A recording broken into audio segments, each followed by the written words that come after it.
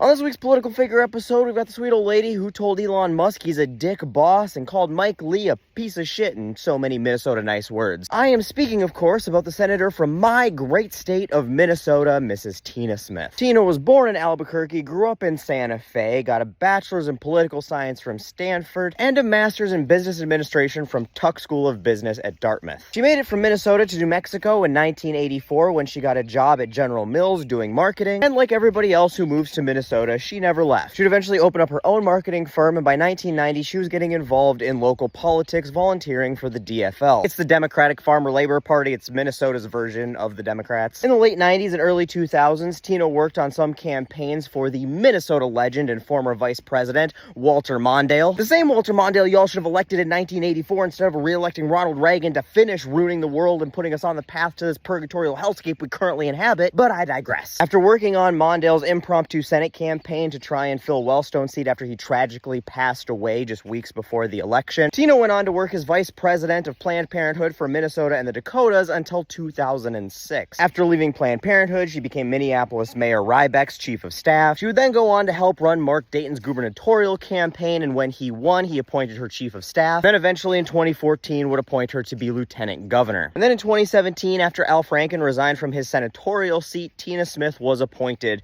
to fill it. 2018, they held a special election for the seat, and where she was primaried, she won the primary, went on to win the special election, and then in 2020 was the general election, and she won that again as well. And since being a United States Senator, she has been a somehow slept-on firecracker. She has repeatedly called for Donald Trump's removal under the 25th Amendment. She never minced words, calling the January 6th attacks sedition. She has called for her prepubescent colleague Josh Hawley and his banished extraterrestrial compatriot Rafael Terra Cruz to resign over election misinformation. She has also not hesitated to call out members of the House for being complicit in treason either, and man, let me tell you, she is also capable of an excellent roast. I'm sure she can cook one too. Hello, excuse me, buddy.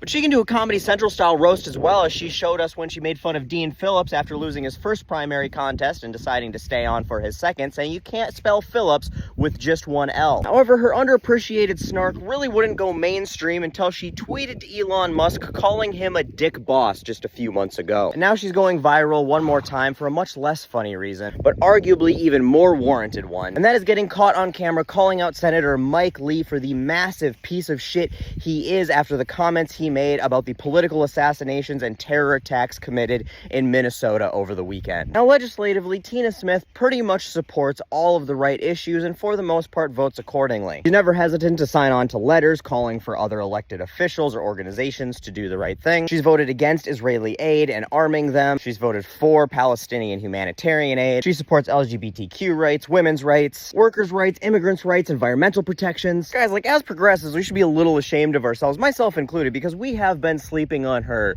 way too much. And now she's fucking retiring and we're gonna lose her. Which sucks because, like, really the only major criticism I have of Tina Smith is she didn't put forward as much legislation as I would have liked to have seen personally. I would have loved to have seen some progressive bills get put forward and rallying the troops to get them passed, but you know what? 99% of a senator's job is just voting on shit, and she votes the right way 99% of the time. And she's not afraid to call out her colleagues, and we need that too. And the shitty thing, sort of, too, is that she's retiring for the right reasons. I was at a dinner where she spoke on Friday, and she made the joke that she felt almost too young at 67 to be retiring from the Senate, and made the joke that the U.S. Senate was basically the only place you could go in your late 60s and feel like a youngster again. Oh, this woman. And she's one of those people who seems so genuine on stage, but you know, who knows? A lot of these high-profile figures are often dicks in person, but no, she's that genuine in person too. And I know this because at that same dinner, her, a sitting U.S. Senator, gave me time for an interview, and she was everything